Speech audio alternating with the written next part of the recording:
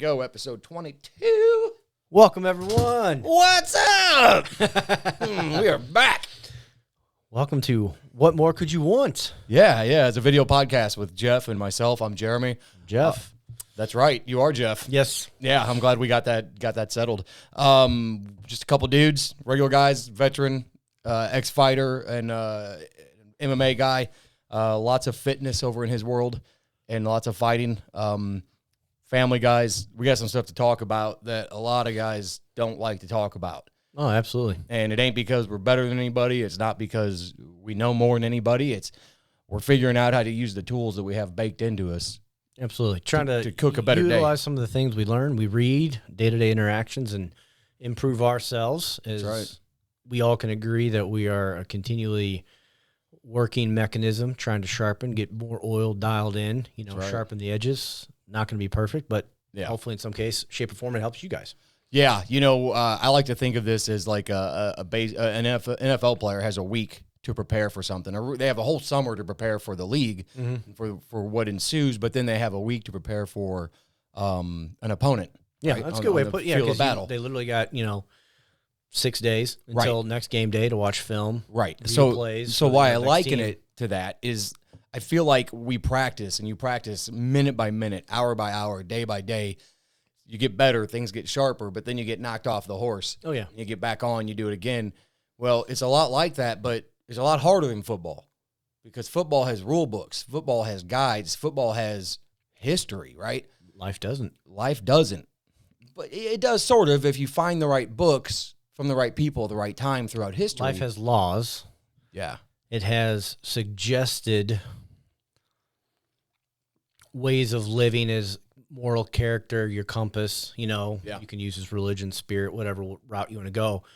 But there's no clear line. There's no review in life. Yeah. Like on the field. Yeah.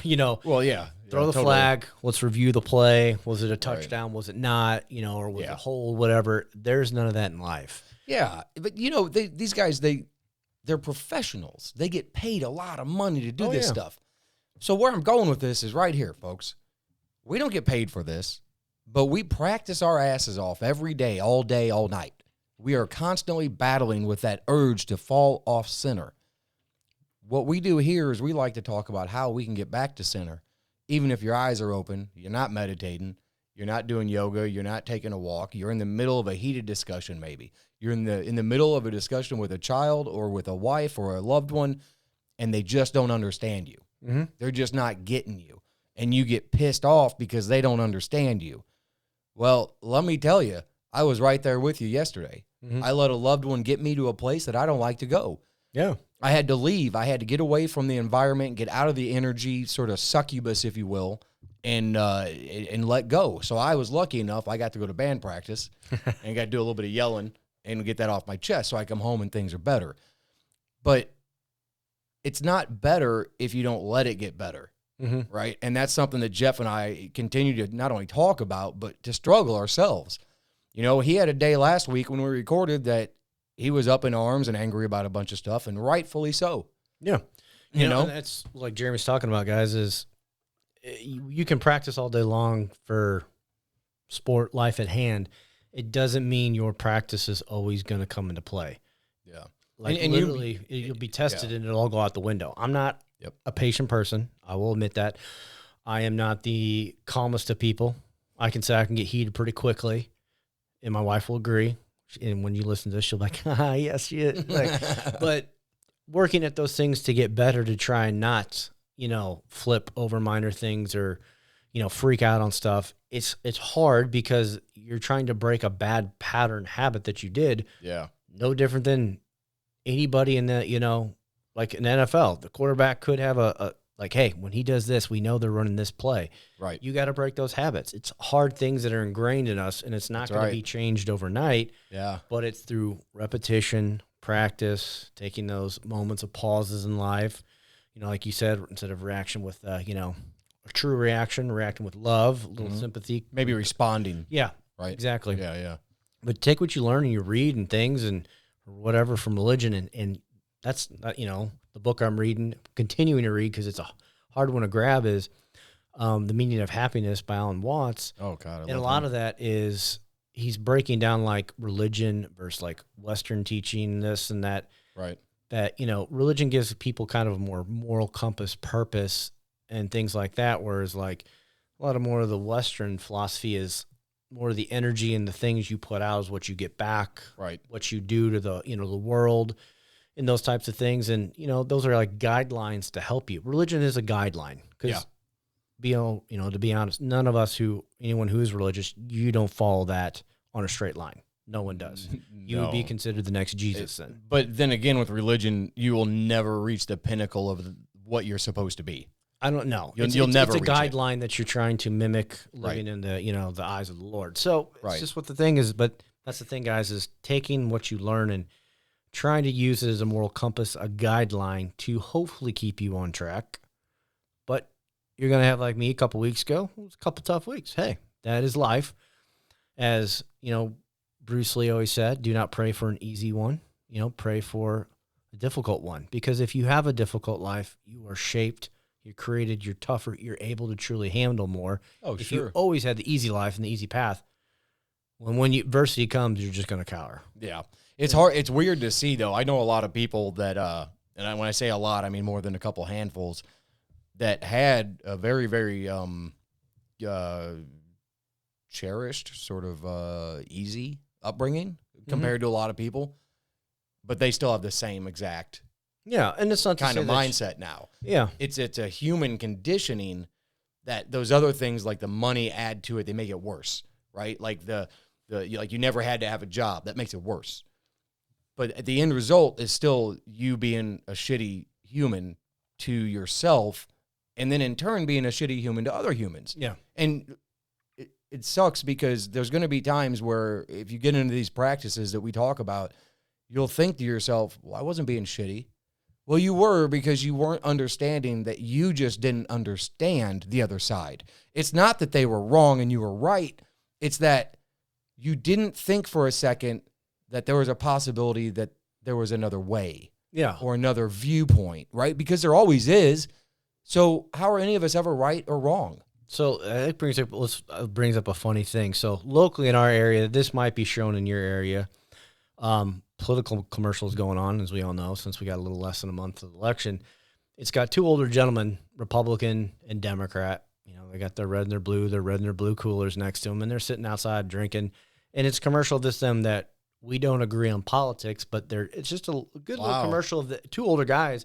Yeah.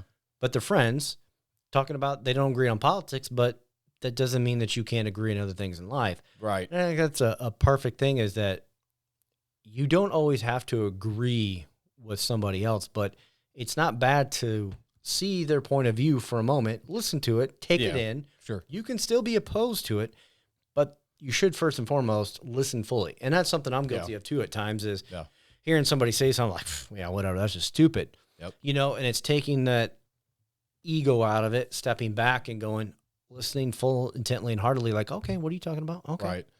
You know, Yeah. I hear your opinion. I can see why you agree with it, but and that's fine. Yeah. You know? Well, you know, I think at some point we had talked about, like, if you break a big stick or a big tree limb in half and you scatter them on two sides of the forest, all right? And you go back and you say, man, does this one fit with this one? Mm-hmm. No, it doesn't. Does this stick? No, that doesn't fit either. But when you finally find the one and you start to get it to go, but you don't have quite the right rotation, that practice is what gets that to finally lock in place. Now, that may be that stick that's broken in half may represent you and your loved one. Yeah. It may represent you in work. It may represent you and your hobbies. It may represent nothing at all. But just hear me that when I say that practice makes perfect with anything we do in life, just like those football players. Yeah. This practice goes unnoticed and unseen by people outside of us. Mm-hmm. What they see is an eventual change. And a lot of times they don't even notice the change because they're moving so fast, they don't realize that you've changed. But then when they do, they're amazed and they don't understand it. And some people are taken back and maybe get angry or scared about it. Yeah. You know? And that's a good point to make, is like the things you guys practice, your beliefs, it's take your philosophy and embody it and live it. Not just, I take it in and it goes out the other. And that's a hard thing to do. That all the stuff that I read and try and do, I try to do that, but you will have that time when it's just like everything goes out the window. You know, you feel like you're getting, punched down and punched down and punched down. Yeah. Finally, you get a little creeping out, and you get to kind of come back up, and you kind of got to get recentered, shake your head off, and like, okay, we got to get back on this, this track. Get back to center. Yeah, but that's the thing is you got to constantly take what you're believing or trying to do and embody it and live it. No different than those NFL players. Those guys embody that sport literally because they're putting their physical, mental, everything they got on that field, and literally their bodies are their paychecks. Yeah. Yeah, it's a different world there. And I mean, I could have picked any sport. The point is, when you get paid to practice and it's your job, it's easy. Yeah. This shit isn't easy, but I would say that it's a million times more rewarding. I've played sports. I've thrown touchdowns. I've ran them. Yeah. Like, I've even caught a couple. I don't think that any of them, outside of that individual little moment, meant anything. Yeah. Because we won. We were victorious in something. What does that teach you? The only thing you can learn from that is humility and to be humble. That's it. That's all you can learn. It's generally not learned, though, right? I mean, you really have to teach that. It's something self-talk, because mostly if you're continually winning, a lot of people then would jump into, you got a big ego. But I think like Brady, for as winning as he has been in this past week, his little mishap. I haven't watched NFL in a couple of years, so forgive me. It was 4th down. Brady, it was, I think, 4th and 5, threw a pass incomplete. It was 4th down. Brady thought it was 3rd. Game was over. It was 2019, Chicago to Bucks. Oh, my God. He could have spiked it. Were they in field goal range? I can't remember if they weren't or not, but he thought it was 3rd, but it was 4th. It was game. Yeah. So that's not a veteran move, but it's a mistake. But no, it's a mistake that happens. Yeah. But he, I didn't listen to any of the reports, but I'm pretty sure he probably said that was my fault. Take full responsibility as a man who, as a good leader, would. Yeah. But also, as much as he's won, there's no ego coming out in all those years with the Patriots. And there are a lot of other players we could talk about do the same. But it's being very humble, knowing you are probably one of the greatest, if not will be the greatest. Yeah. But you're still humble in that sense, but you still work so hard to perfect your craft, even as they consider him being how old he is. Right. Yeah. Or even Jordan that's got brought up this past week with the Lakers winning, LeBron getting another ring, MVP. That when, everyone looks at Jordan and the Bulls, but don't realize that he was still badass when he was with the Wizards on the tail end out. He was still blowing out percents and stuff like that. Sure. So it's those things that those guys keep continuing their craft and continue to do it over and over and over and over. Yeah. That they're perfectionists until the end. It is. And even then after they go, they're perfectionists. And I think that's why some people tend to not want to stop, because they know that they do something so good. What else am I going to do that's this good? Yeah. And I'm sure that plenty of these sports professionals are well in tune with their minds, and they've probably got their shit together. I go out on a limb, though, to say that a lot of them don't. Yeah. But I'm going to get off the sports metaphors here, because I'm gonna say this, and it sounds a little bold, but for me, over the past year, meditation has been everything. Mm-hmm. Meditation, let me just say this. And no matter what kind of meditation you do, as long as it's legit and it gets you back to center, that's what I'm speaking about, not just the kind that Jeff and I do. So you wake up in the morning and you forget your coffee. Shit. Meditation gets you back. Mm-hmm. And I don't mean you meditate when you realize you lost your coffee. I mean that after you get good enough at this and it becomes a way of life and you embody it on the day-to-day,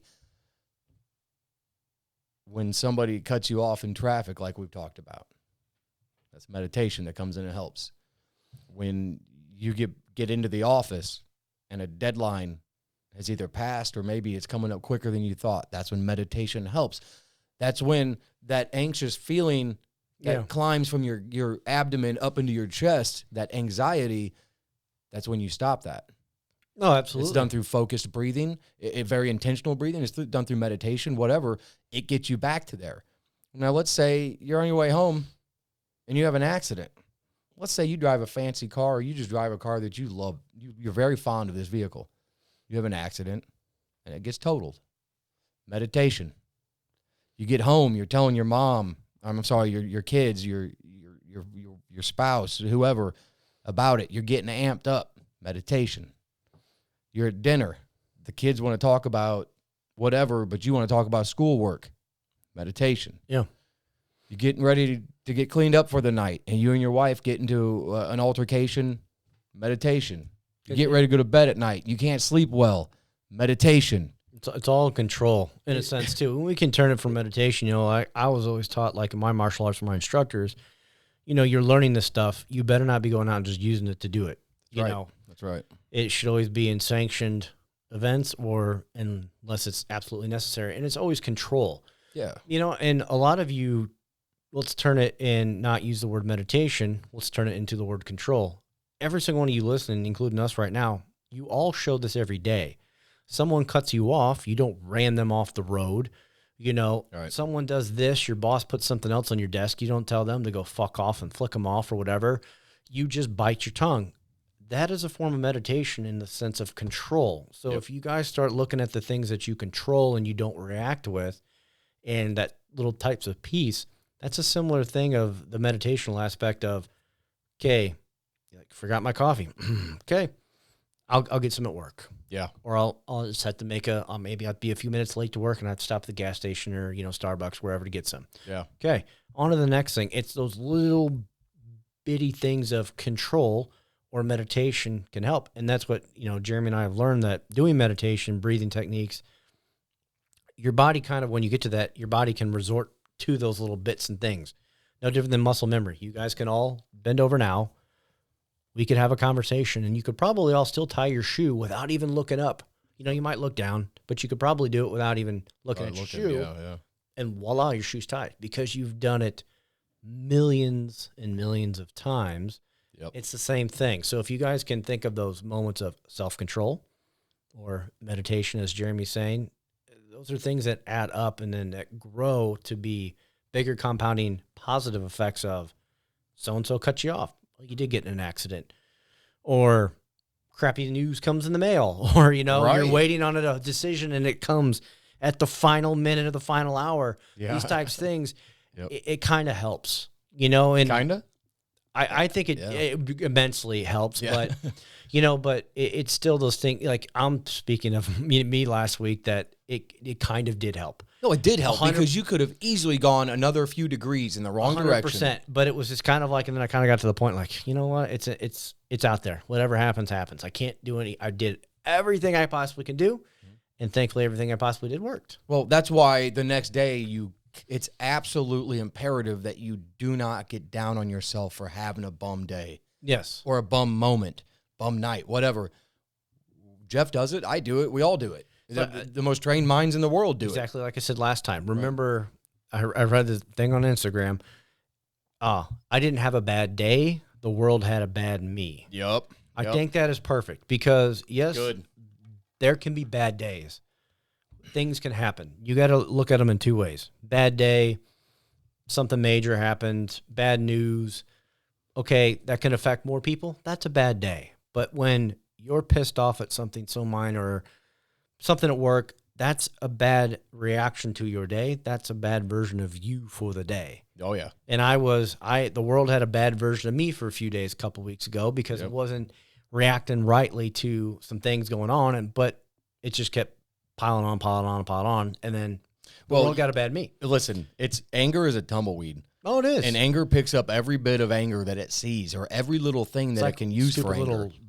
Little, like prickly whatever thing in the woods. Just like, oh, I got one. Oh, look, I got a billion of them now. Exactly, dude. Exactly. It's snowballed out of effect. And it's those things. Yeah, but it's like a damn thistle.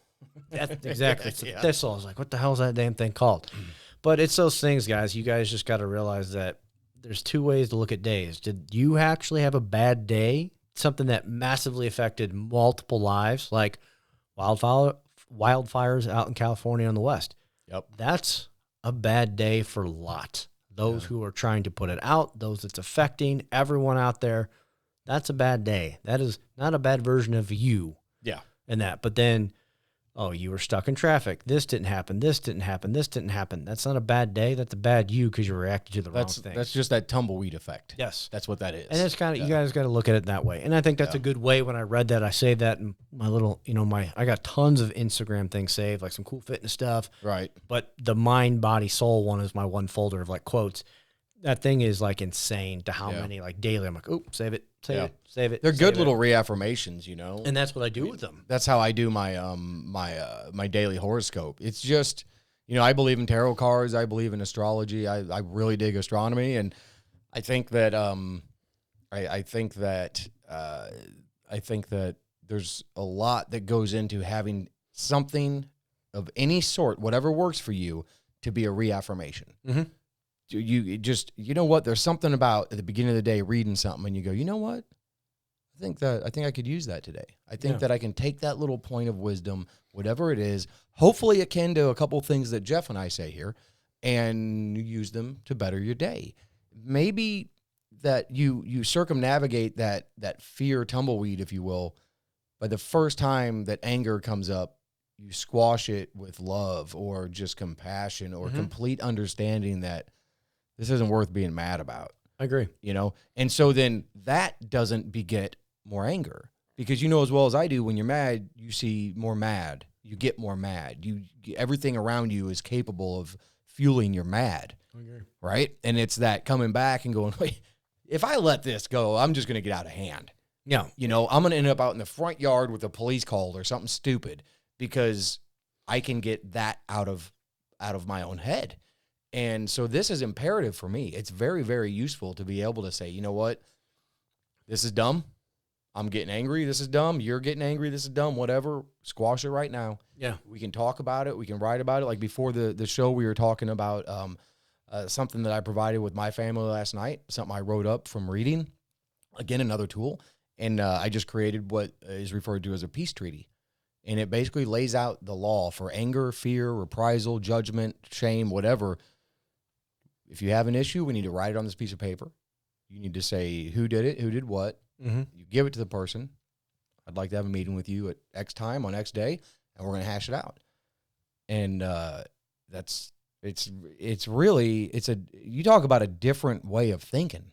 It's a great little book that you got it from. And stuff like that, I did. Thank you very much for that. So I highly recommend it. You guys will laugh, because when I told Jeremy about it, he looked at me like, what the hell? Why are you reading that book? Yeah. It's How to Fight. Yeah. And you think of it, and it's like, what? Like, why are you reading that from, if you get into my world of being a martial artist, former fighter, it's not physical fight, it's mental and confrontational fights. It's a thin book, phenomenal, some great Sumi ink drawings in it. From I can't remember the artist's name. Was it Thich Nhat is the artist or the author? The author, yeah. Yes. Yeah. Yeah.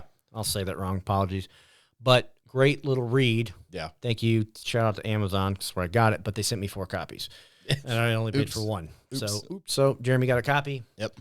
If anybody hey, there's an idea. If you like it, comment on the YouTube page. Yeah. First 2 that do it, I'll send you 2 books. We'll get in contact with you, and I'll send you only 2 extra copies. Yeah, just comment something like, I'd love the book. Yep. But if you see 2 other people have already done it, you could say something like, I wish I would have been number 2. You never know. Yeah, maybe next time, because I've got some stuff like that too that I've got dual copies. I got some extra books too that I could send out. So it's a phenomenal read, but it's one of those things is it teaches you how to fight in a way that you need to see both sides. Well, I ripped through it in basically a couple of days, just here and there. I think it took me 2 days. Yeah, it's a short read. It's like a pocket book. Oh yeah. But my gosh, every single every other page or 2 is a new little story or a little like how you can approach something differently. And it's funny because my son did the same thing. He's like, how to fight. That's, that's funny. And I thought like an old school, like 1950s. Well, it's because it's got boxing gloves hanging on the logo. Right. I thought like your dad's like teaching you how to sock a guy. And that's the same thing when it came. My wife goes, really? And I go, that's not what it's about. Yeah. And obviously, what book would teach you how to fight in a pocketbook? Right. I got books from Bruce Lee on technique, and they're tiny, but I'm sorry. You're not going to learn how to be a true fighter in the physical sense from some tiny book. Right. There are people that could do that, though. It's possible. But isn't it cool that you can become a much better mind fighter? Yes. By reading that book. I think that's a good way to put it, is you need to be a more mindful fighter than an actual physical fighter. Yes. Because that's what so many of us go to the world, is physicality. And that's something that when I did martial arts, my coaches always argued, you need to find things that aren't physical, because that's always what I would do. If I wasn't doing martial arts, I was doing something fitness-wise. Oh, if that didn't work, let's step it up to something else. I was always finding something more physical. And as I got into my higher ranks, and as I get into those continued higher ranks, I have to do something else. So it's like whether art, reading more, which I've got attuned to. I want to get back to reading multiple books, but I can't with Alan's book, because I'll literally read like 10, 20 pages and just sit there, and it's like, wow. It's just like, dude, I don't know how he's got that all in there. Very in-depth, let alone that I think that's the third re-edition of that book that I have, because he wrote it when he was in his 20s. I think redid it in his 30s, and then he redid it in his 40s. Yeah. So you're getting, all that knowledge. Different generations of Alan.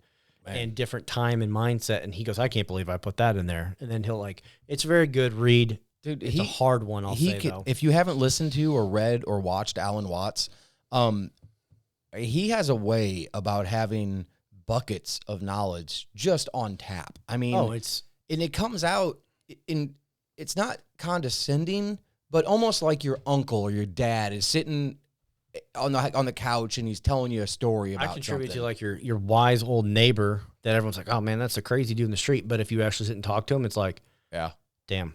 Yeah, totally. It's wise, beyond his ways. Yeah, I listened to a 15-minute speech by him, and I could have easily stopped 5 times just to sit and try to chew on it. Every time I listen to Alan on YouTube or some of the stuff, I will stop and I will take notes and things like that. Yeah, I'll say for simplicity, just YouTube Alan Watts and you'll find a billion things. I would YouTube Alan Watts, and I don't know who the publisher or the person that posted it.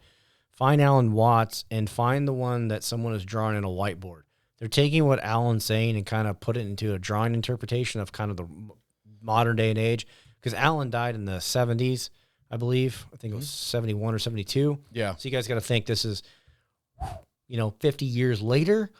But when Alan was, and the dude traveled the world, was, right, spoke at major universities. So that's a good one, a good interpretation to YouTube, and then just look for a guy drawing on a whiteboard. It's fascinating to watch this guy draw, but he puts into interpretation of what Alan's doing. He's got a really good voice too. Yeah, and it makes it much more simpler. So you're listening to Alan, and then this guy's drawing at the same time. It makes it, for those of you who've not heard Alan speak, it'll make it a lot easier for you to take in and utilize it. Yeah, he's totally like a British beatnik turned philosopher. I would say almost like a hippie monk. Yeah, that's a good way to put it, man. Free, yeah. Not hippie bad, but hippie in a very, very big free spirit. Right. But also on that line of Buddhist monk, kind of Shaolin without the martial arts. Like he's on that line. Yeah, well, I mean, his translating Buddhism is sort of what he's known for. I mean, that's his westernized outlook or take on Buddhism is what's helped me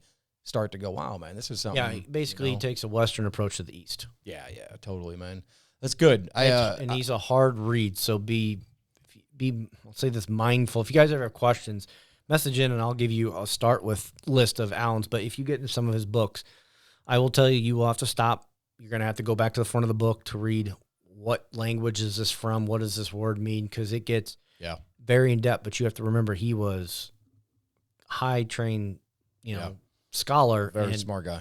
Very, very smart. This is not like you're going to talk to, an average Joe. This dude was on the level. When we say hippie, we don't mean like what you might think of. We just mean that time frame, that attitude, that sort of like his outlook on world was very good. His lust for life. He is one of these guys that will tell you how things are, but then also tell you like, well, I don't really like doing it like that because it feels better doing it this way. Yeah. But I know that I'm doing it wrong. Yeah, and it's insane to what he interprets because like he has a little brief thing. So if you guys may have listened before when I shaved my head talking about like the Shaolin monks and the things that they do and those types of things. And so they don't believe they don't eat meat.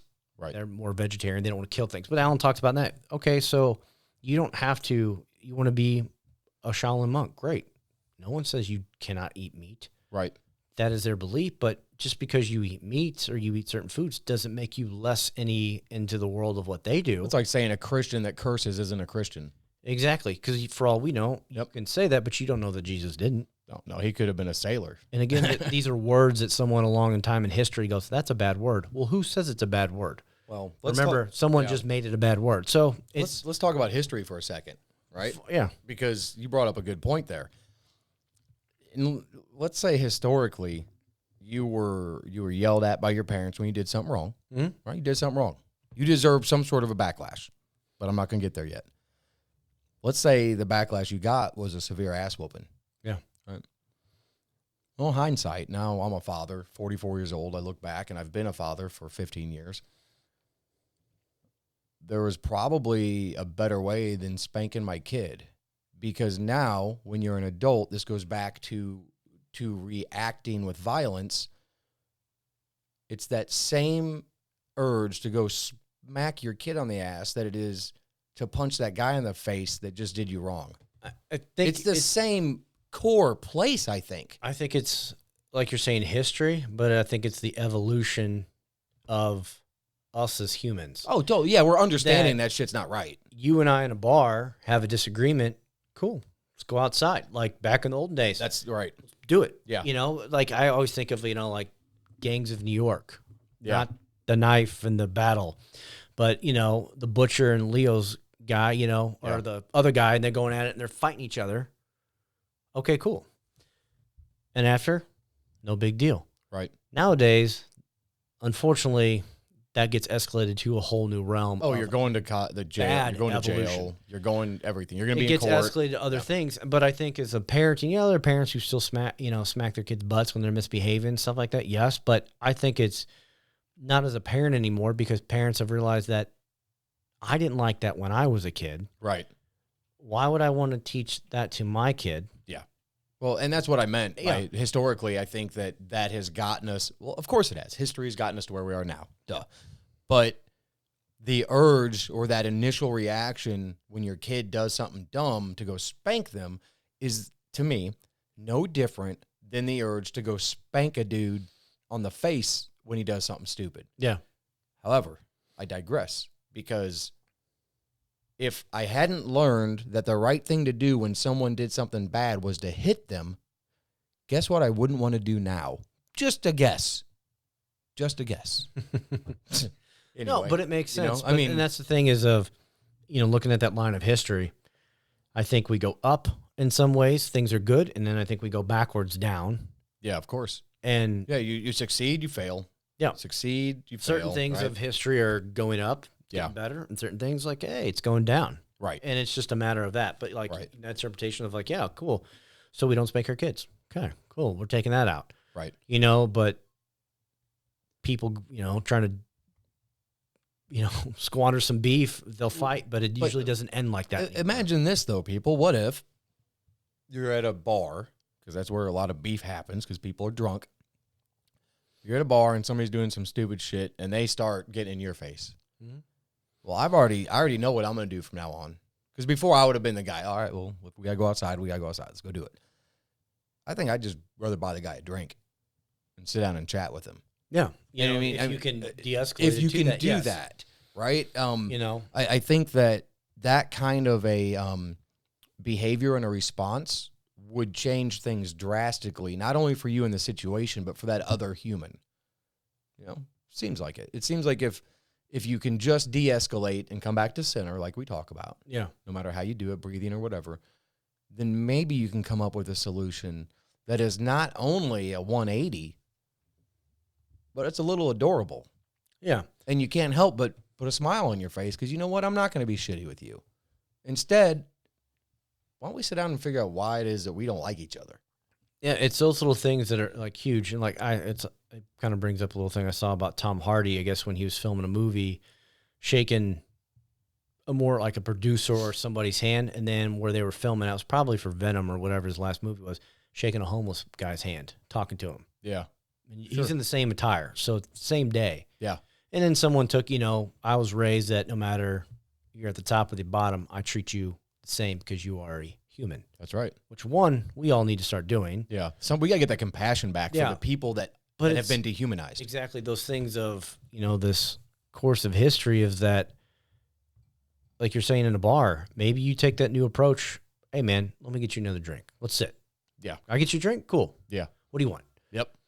And talking to de-escalate whatever. And again, maybe you two the beef is because you're on opposing sides of some topic. Right. But that doesn't mean that I guarantee you, if you could do this and there would be no repercussions, you could actually get the individual who's heated, or maybe it's you could sit and do this as you listen. I guarantee you, whomever would do that with you and that other person, you will find a lot of common denominators between the two of you. Yeah. I guarantee you that other gentleman, it might get heated. Man, you got a family? Yeah, me too. Well, how many kids do you got? Oh, I got 2. Oh, right. So do I. Oh, I got 1. Oh, okay, cool. Yeah. Or you used to be in the military. I used to be in the military too. See, like you find those things that you guys really won't find unless you begin to have a conversation. And again, that's a hard thing to do, where a lot of us don't want to, and I'm included in this too, where you just get done at the end of the day, or you encounter these people, you just like, I'll just do whatever in my power I can to make this minimum, quick, get them out of here. I don't have to deal with it anymore. Quick, fast, in a hurry. Yes. Yep. Versus taking the time to have those conversations. And again, that's a hard thing that we as a society have got away from, because we're drawn to devices, all these other technological distractions versus the good old, how you doing? Yeah. Type thing. Yeah, totally. We had to take speaking of devices, we had to take my son's phone away from him. I won't get into the reasons why, but it's about the 3rd or 4th time we've had to do it. So this time, instead of just being like, well, you're just not going to have it, trying to teach him moderation. I said, listen, I'm going to give you your phone for 1 hour a day. You put the timer on there. Yeah. Yeah. Pick your phone up. You call your girlfriend, you text her, you call your buddies, whatever, but make use of that hour. Don't sit there on a video game and have your phone on, because that's what these kids do now. They FaceTime. And my daughter will play a game with her best friend from down the street. And I'm like, why? You're talking and playing the game.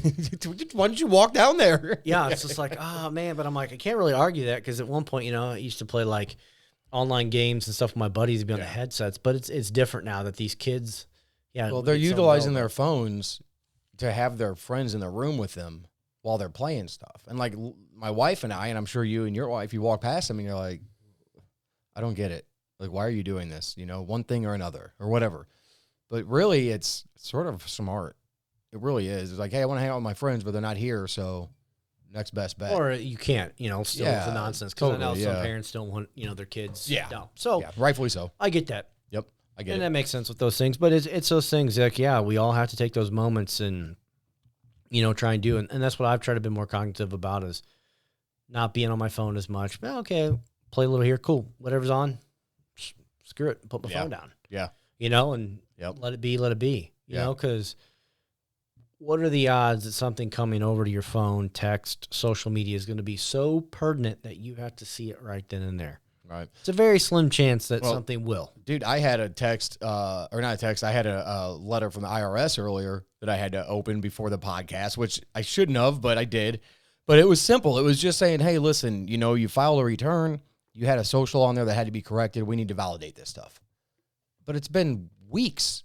And I'm like, where's my return at? Because I had to file late with the business and stuff. And so getting that, though, I could have easily been just out of my mind. Oh, yeah, because I walked in and Jeremy's like, and I'm like, he's on his phone. I'm like, oh, hey. And he's like, something. And he literally just scoffs and says what it is. And he's like, and I'm like, well, it's delay and this and that. And I'm like, hey, better than I'm calling you or emailing you, because you never would have responded, because you're thinking you're scammed. Right, so totally. It may have taken 4 weeks, but they're behind. Right. You got it in mail, so at least it's official. So here's the thing. Here's what I did. I got that, and I started reading. I started to react. I started to get on my phone and go get into my account with the IRS and do all these things. And my son's sitting there. He's playing a video game, and I've been watching him. And I love what he's doing. He's playing the skateboarding game. It's a lot of fun. You Tony Hawk? Total. No, we play that too, but this is Skater XL. Okay. It's a lot more simulator based. That's the only one I know of, but Tony Hawk is like an arcade game. You just mash buttons. Well, I remember. Right. Skater XL is more like very, very precise movements. Okay. So anyway, so my whole point here is that even with that extremely important letter I got, I mean, thousands and thousands of dollars on the line, I put the phone away. I'm like, you know what, dude? I don't care what it is right now. There is nothing on the other end of this phone that is life-threatening. Yeah. Nothing. Nothing's going to take our house. Nothing's going to take our bank accounts. Nothing's going to take barrel brands. Nothing. I'm going to watch you play this game some more. I didn't say any of that. I didn't let it be seen. I just put the damn phone back down. That's a hard thing to do. Like, so hard. Sometimes, like, I'll be reading stuff, because I read a lot of stuff on my phone, too. And I'll be reading something. I'll read, like, some of the Daily Stoke stuff, and I pull up a lot of, like, Ryan Holiday's Daily Stoke things, and I get a lot of his emails and subscribe to some of his other stuff. So I get a lot of those things daily. Right. Which can be, he sends a lot, but I like it. So I'll sit there and I'll read them. And I usually save them until in the evening, and I kind of read them and reflect on them, because then I kind of look back, okay, well, what happened today that I can relate this to? Right. To what did Seneca say? You know, Marcus, Pictus, like whatever, Zeno, whomever said what. Right. Okay, cool. You know, and kind of interpret to my day, which I like to do. But then it's like, you know, my wife might be saying something, or my daughter, I'm like, but they don't know I'm reading. They just see me on my phone. Right. So it's a hard thing to do sometimes, to be like, stop and do that and put it away. So it's, you know, good that you can do that, you know, because I have my days where sometimes I can, but other days like, I'm reading this and that. I don't know. There's this feeling that comes over me a few minutes into moving my thumb on that screen or typing, where I go, shit, what's happening around me? I haven't been present. I don't know what's even behind me right now. Yeah. And you're talking to a guy that at one point couldn't even sit in a chair in a restaurant without facing the door. It sounds cliche, but it's real. And yeah, right. A lot of us do it. My wife gives me shit for it, but that's why I was taught martial arts. You face the door so you see what's coming. Right. But when you walk into a restaurant and your family is making the preparations for you, they're putting the chair where you need it, and you say, you know what, guys, I'm going to try this different today. Because I did that. I'm not going to face that way. Internally, it drives me nuts, but I felt like I was going to come out of the chair, Jeff. I was vibrating with nothing but bad energy. It was all anxiety. It's like Dwight in one episode of The Office wants to tape a soup spoon so he can see Andy, and I'm like, give me a spoon. Right? But what I'm saying is that, yes, you are right. If something happens, you remember in that meditation I was telling you about my dragon? Yep. That top cover, that Overwatch, that constantly being on. Yeah, it's constantly, yep. Do you, not just you, Jeff, you people out there, I'm talking to my military brothers and sisters, law enforcement, whoever you are, wouldn't it be nice to be able to sit down and turn off that need to be back on? Yeah. It's hard. I think it's very hard. Like, a few times when I can do it is if I'm at home, I'm working out because my focus is there. Right. That's my exact point. When we go out, it's up more so now because of COVID things and all this craziness. But we live in a crazy time. We do. And I think it's just of that. And I have a younger child, so yours are older, but still doesn't mean shit can't happen. Yeah. Oh yeah, sure. Shit can happen. And that's like, always having your gun or your knife or your flashlight, or, us military guys, our belts are always laden with, 50 different gadgets because we just might need it. Well, it's so freeing though when you leave the house without all that stuff. Well, and it's the thing is, like, you'd rather have it and not ever need it. No, that's absolutely understandable. But it's a hard thing. But that is an old school mentality. What about the mentality that says, well, if I don't have it with me and I need it, how bad do I need it? Okay. If I have, and we talked about this before, if I have a gun with me and there's an opportunity to use it, it's probably coming out. It's not a good thing. No. And that's me, though. That's me. That's my discipline. No, and that's the thing, too, is if, you're a concealed carry holder, whatever. No, it's just like martial arts. I hope in my entire life I'll never have to use it outside of practicing sparring or any competition I've done or anything in the future. Yeah. Same thing with being a gun owner. I hope it's the only time I ever use them is hunting or let's go to the range. I hope those are the only times. Yeah. And that's what you hope for, but like what you train for, that you don't have to. But it's that same thing. No, if it would have to come out, no, I don't want to have to use it. Yeah. I don't ever want to say that I would have to ever, pull a gun on somebody. Right. And my point is, like, it's very, very comforting, and it's a whole new level of peace inside your mind and your body when you can sit at that spot that's not the perfect position. Yes. When you can do a task like working out or taking a walk without being fearful of what's behind you. When you can do these things without fear of reprisal, stop worrying. Stop worrying about it. When's the last time your favorite restaurant got shot up? When's the last time? I mean, there are absolutely cases for this stuff, and I'm not saying there's not. So please don't label me as a lame dick pacifist. No, but the true reality, if we're gonna go statistically speaking, it's point zero zero zero zero. It's a lot less likely than you getting in a wreck driving to that restaurant like a fucking asshole, isn't it? Yeah. So let's just admit that, first off, fellas, you were willing to drive like an idiot, tailgate somebody possibly, drive in the fast lane as fast as you could, and get everybody else worked up. But you are worried about somebody coming into the restaurant where you've got to have eyes on them. You know, and that's the reality. It is the reality. It's crazy to think, because you're right. More likely, probably, if we could pull, if we wanted to sit here and pull stats, I guess we could. Sure, it'd be a little boring, but we could pull the stats. Yeah. I'm sure there's out there, traffic data that, obviously more accidents happen. Sure. Than. Well, and especially if you're in a heightened state of stress. Yeah. Right? More accidents are going to happen than, gun incidents at a restaurant, public place. Right. It's the reality. Right. Hey, listen, we all want to protect our families. We all do. It's a sense that's very hard to, like you said, we're always in that fight or flight mode, and some people are always at fight and fight. Yes. There is no fight or flight. No, right, totally. And then there's some people who are always in flight. Yeah, absolutely. Some guys aren't made for it. Yeah. Yeah, I get that. Stuff I learned in all the psychology things that I took. It's those little things, but like some of those people who are always in that fight, they just can't turn that off. You know, and that might be more law enforcement, military people, or some people who are wired just a little differently that you just can't sit there, with the right. Like, we're in your house, my door's my back is to the door. Not really worried. Right. Because if it is, it's going to be one of your dogs went nuts and right. bust the door down, or one of the kids or something. Yeah, and if somebody comes in, the dogs will take care of them. Yeah, but it's like one of those things, like you don't have to, but I think it's one of those things, it's hard to let the guard down when you're in those situations with your family, your friends, because you don't want anything to happen, because that's how much care you put out. Again, it's so hard. This is the same thing. Yeah, you want to protect. So do your family a solid and don't drive like an asshole to get there. I agree. Maybe you don't carry a 45 with you when you probably don't need it. I mean, I used to carry my breaths at 49. Yeah.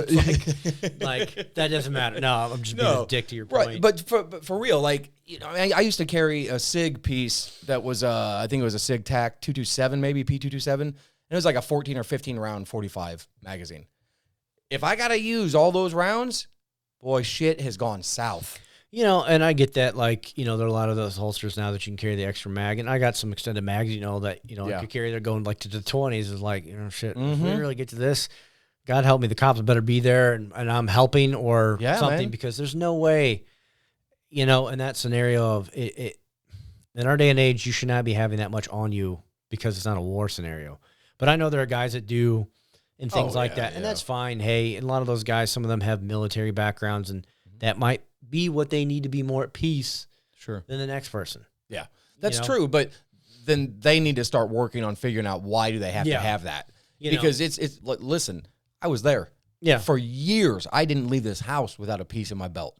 Didn't. Martial arts, we always said never not leave the home without a knife. Not as a weapon, as a tool. Yeah. Because of how many things it can be used for. And I was also taught by my grandpa, too. Yeah. Pull out your, but dig in your pocket to pull your old school one out, not one that clips on. But I carry one every day as a tool. Yeah. Oh, got to open this. Absolutely. This, and this. I agree. My first military boss, Master Sergeant Phil Bowers, he told me the same thing. You will not show up to my shop without a notepad. Back in the day, this was early 90s. A notepad, a pen, and your knife. Oh, like your field, your field journal, basically. Yeah, it was my little green field journal, exactly.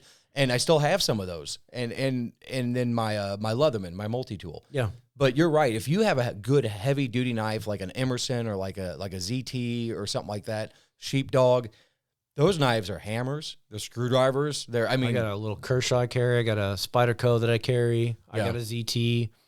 I want a Microtech one, but I'll love you guys. I'll just give you mine. They're so expensive. Yeah. Like Josh the other day. I was like, oh, badass, dude. I got mine but I years think ago. I will be the kid with, It's like stuff it, put it away. And then, you know, like one, was it pterodactyl, the stupid I think dinosaur. that's it. Yeah. Pterodactyl knives. I can't remember his name on Instagram. I have one of his knives that he hand forges these bastards. Yeah, yeah. It's orange. It's the only color he had, but it's called the Samurai. I was like, how fitting is this shit? That's nice. It's got a sweet, you know, Kydex holster. Can pop in. I can put it. You can carry it how many different which ways. This dude made this thing with some badass steel. Like, I usually leave that in the truck a lot. I could take that sucker with a hammer. Yeah. And if I get a pry cut, I'm cutting through your door. It might take me a little bit, but this dude makes some badass knives. And another guy, can't remember his custom. There's a bunch of them out knives. there. Yeah, like these guys that follow. These guys make some. It's those things. It's like, yeah, like it's a tool first and foremost that it's good to have. No different than I carry tools in my truck. Yeah. That you might, just little things you might need. It's unreal. Like that really is a good tool to have. If you don't have anything else in your arsenal when you leave the house, a damn knife is good to have. Whether it's a pocket knife or, like you said, like a nice Microtech, which Microtech I like, and we can't talk about knives all day, but Microtech I like them, but they're not heavy duty usage. Yeah, they're not heavy duty. Just fascination. It doesn't have that full tang, you know, that full tang. They show them though taking hammers, them suckers, and using them to pry. And do they really? They don't bend. Get going there. Yeah, I watch will. those. That's how they tell you if it's authentic. If you do that, it should not bend. It should not chip because of the steel that's used. Well, shit better not. You got it from an authorized Microtech dealer. Well, yeah, but those things. But no, it's those things. You know, as we talk about all this random shit, it's just having tools to prepare you, and that could go back to the beginning of our conversation. Up here too. Exactly that. That's my point. I was getting to is the tools of what you learn from readings, your social interactions, your beliefs, your day to day, how you carry yourself. That's the tools you should carry. Yes, we could line our belts with knives, guns, extra mags, and everything. You know, we could, you know, you could line your pockets with whatever you want. It's those things that use the other tools that you can always keep on you in your mind. Yeah. To be a better person of character, husband, father, wife, sister, brother, friend, whatever. Be those things by the tools that you learn in your life. Carry those tools with you in your head. Okay, and you need a little extra tools on the belt. Cool. Carry those with you. But those are things you don't got to worry about and be stressed. Oh, man, I forgot my knife. Yeah. Well, guess what? You're still sharp up here with things that that's right. If I need a knife, I bet there's something else in my vehicle, a key, that I could use in replacement to that potentially. Yeah. And I don't mean like, like we got a first aid kit in our cars, and we got, you know, I do carry firearms, and, you know, we're smart about it, but it's not excessive. And like you said, Jeff, that was a very, very wise way to put it. If you lose it, you didn't really lose it. If you left it behind, you'll come back to it. It's all good. Yeah. You don't have to have it. And for me, like whenever I used to leave, whenever I was pounding the ground for barrel brands and I was hitting up everybody I could every day, I was like a damn vacuum salesman hitting up shops, right? You have to be okay with not having what you need in that exact moment. But I guarantee that if you don't have it and you really need it, when you go home, you'll get it, and then you can get it to that person or that place or whatever. Or here's a whole new way of looking at it. I know that if I have to get on a computer, I've got enough retailers and friends with businesses over in the city that I can stop in and be like, hey, man, do you mind if I log onto a workstation real quick? I got to do something. Mm-hmm. They'll let me. That's a big lesson, to know that the people that are in your tribe have your back. Mm-hmm. But if you don't ever let them, if you just always have everything you need and it takes you 5 trips to the car to bring everything back in, then come on, man. Like, that's a stressful way to live. Yeah. Let it open up a little bit and let other people help you, help me, you know? Yeah, and that's the thing is I love that point, is to not be so stressed out when you forget something behind. Yeah. Not in a physical type sense, but, you know, if you take those tools with you, you know you're always in good hands because they're ingrained in you. Yeah. You know, as they always say about education, it's the one thing in life no one can ever take. You could be locked up, as a lot of the Stoics were.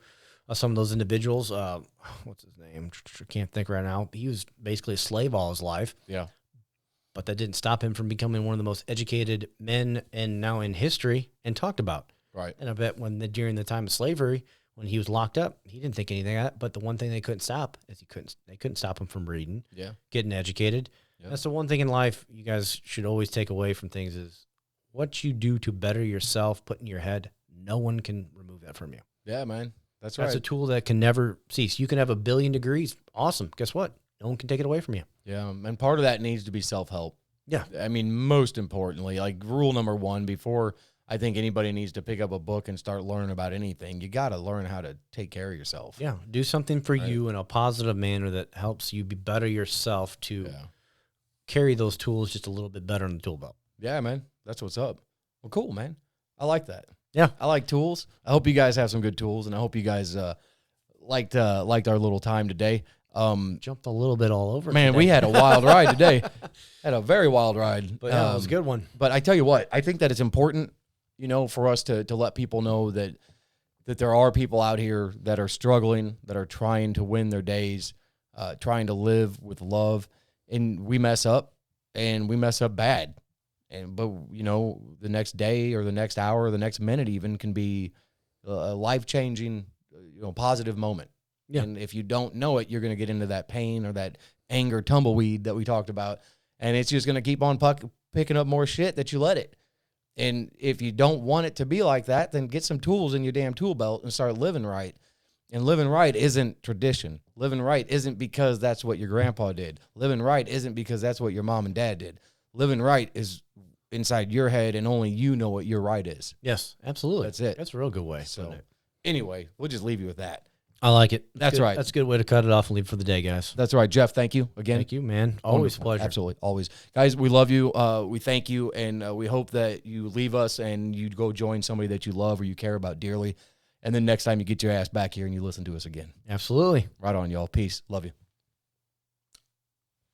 Click it. I gotta do it. Clear it. Our editors are slave drivers, so. All right, and we're out. Not too loud, not too loud.